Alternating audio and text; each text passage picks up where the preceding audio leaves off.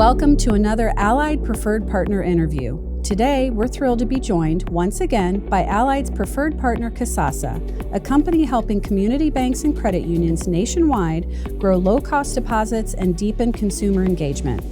Joining me is Gabe Krajicek, CEO of Kasasa. Gabe, thanks for making time to chat with us today. Very glad to be here. For those who don't know, Gabe pivoted from a pre-med path to entrepreneurship, building a purpose-driven fintech company grounded in a core value he learned from his father: love your employees. With a passion for company culture and a mission to elevate community banks and credit unions, Gabe leads a network that leverages the scale of tens of millions of accounts and over $500 billion in assets to help local institutions outperform mega banks.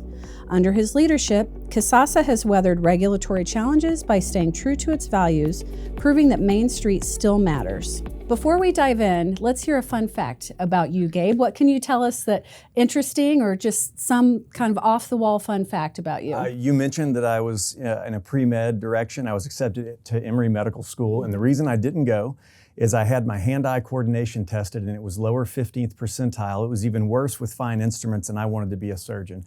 So realizing that I was probably going to end up harming someone if I chose that profession, I pivoted to entrepreneurship, and I'm glad I did because here I am. That's worked out. So definitely pre-med or anything in the medical field, and probably baseball. And Not video for you. games Video or games. piano or anything I have to move these little stubby fingers with. That's all right. It's worked out. We build on our strengths. Well, thank you for sharing that. So let's start with the economic environment. With data from hundreds of institutions, what trends are you seeing in deposit behavior, and how are Kasasa clients performing differently from industry norms? Well, it's been an interesting time over the last few years since rates, got back up to kind of normal higher levels. What we've seen over that period of time is we really have, even in our client base, two types of clients. There are those that are really following the guidance that we provide them, and then some that kind of choose to do it their own way. The ones that are following the guidance, which means set the high yield checking account, which is kind of the centerpiece of our product offering, set the rate on that at the highest rate in the institution, which means higher than the highest rate CD. The institutions that did that have grown significantly over the last few years, and it depends on what time period you look at, but let's just say it's about 4% growth, while most of the market has shrank. Those same institutions needed 2/3 less CD growth over that same period of time. So while their cost of funds increased from the periods when the Fed funds rate was essentially nothing, it increased over that period, and it increased 1/3 less. So to put all that together, the institutions that are following the guidance, they're seeing growth with less CDs and less increase in cost of funds, whereas the other folks were shrinking and seeing their cost of funds go up more. And why that was happening is because people knew that there were higher rates available in the marketplace. And so when money goes in, or a consumer goes in and says, I'm looking for a home for my money, one question they always ask is, well, what's the best rate for it? And if the best rate is a CD, that's where the money's going to go, and it's going to grow there, and it's going to decrease the core deposit funding on the balance sheet of that institution. Whereas our clients that are following that guidance, when the consumer asks, what's the best rate for my money, they say, well, it's our 5% free checking account. The consumer goes, whoa, free checking that pays 5%, that's a win. And for the FI, it's going into a core deposit product that actually is way less rate sensitive over the long haul than that CD would have been, where people will leave for a 15 basis point better deal. And you get, instead of like $100,000 balances in that CD, you get like lots of little $10,000 balances in that checking account. So you diversify your funding across lots of consumers. It becomes less rate sensitive. And over time, the institutions that do that kind of shift their funding from single deposit relationships like CDs to core deposit relationships, and their cost of funds ends up being statistically significantly lower than everybody else's. So Gabe, can you explain more to us about how Kasasa is able to offer higher rates than CDs and how that's been sustainable for you? Yeah, and we've been doing that. Our best performing clients for 20 years have always set their high yield checking to higher than their highest CD rate.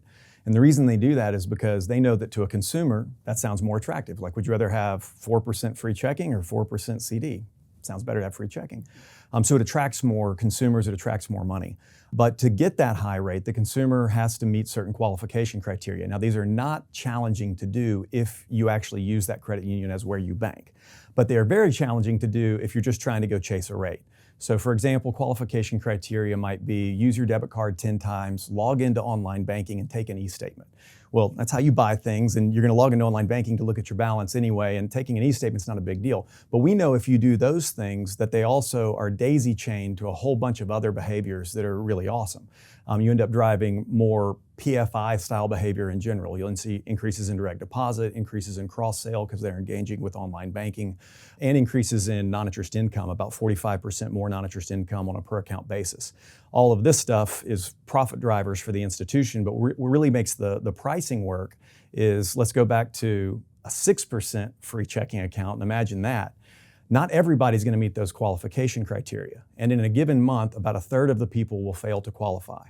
So that 6% actually becomes 4%.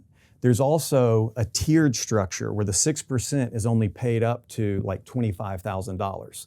And some people are going to have $45,000, which means that $20,000 of their balance is going to be receiving a much lower interest rate, something like 50 basis points.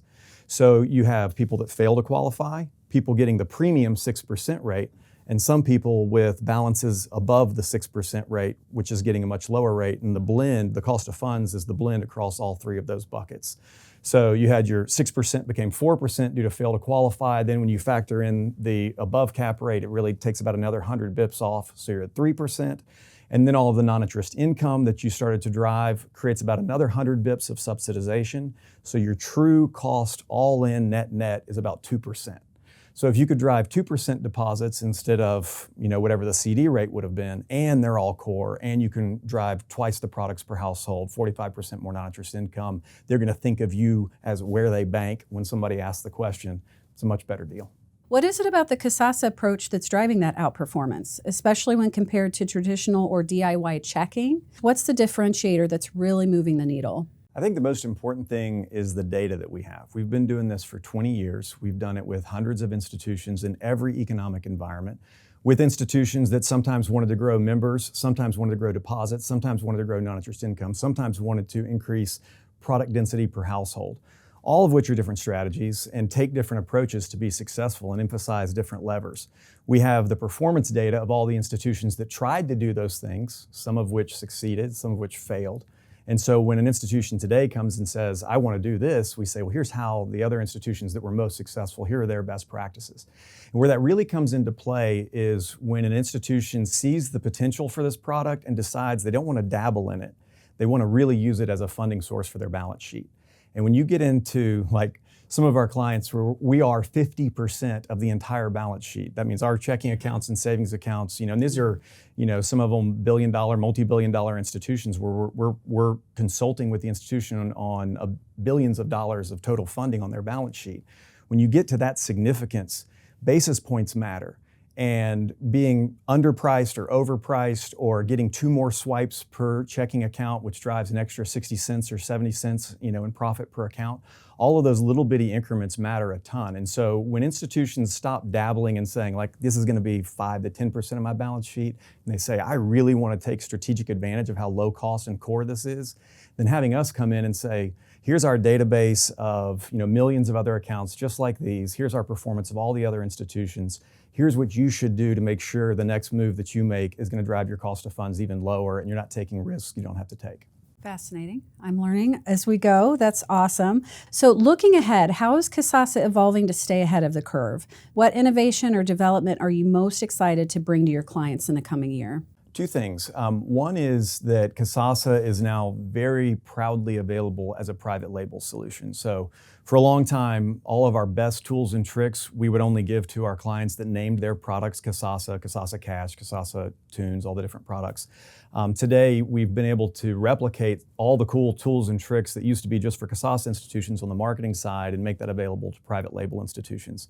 So now they can call it whatever they want and still get really, really, really robust support across all the different things they need to make the product be successful. So that's one thing that I'm excited about. The other thing is we've really started going long on integrations into online banking and mobile banking. And what that allows us to do is to provide a lot more user experience for the consumer as they interact with their rewards. So we can, of course, give them simple things like rewards dashboards, but also let them choose which reward they want, move different types of rewards. And we've got a whole list of new innovations that plug into that solution, which we call Feature HQ, that's going to drive more non-interest income for the institutions that leverage it. Wow, sounds like you've got a lot of really neat things coming up for your customers. So yeah, especially the private label or white label. So I like to say private label because it sounds a little bit more awesome. It is awesome. Yeah, good point. That does sound more awesome. So Gabe, thank you for the great insights. I know I've learned a lot. I'm sure our viewers have learned a lot. It's clear that Kasasa is delivering results that matter, especially in today's environment. So thank you again for coming and sharing with us your fun fact, your facts about Kasasa, and the exciting things coming up. Well, my pleasure. Thank you so much for having me. Of course. If you're a financial institution looking to grow strategic, low-cost deposits and engage account holders in a more meaningful way, reach out to your Allied Solutions rep to learn more about partnering with Kasasa.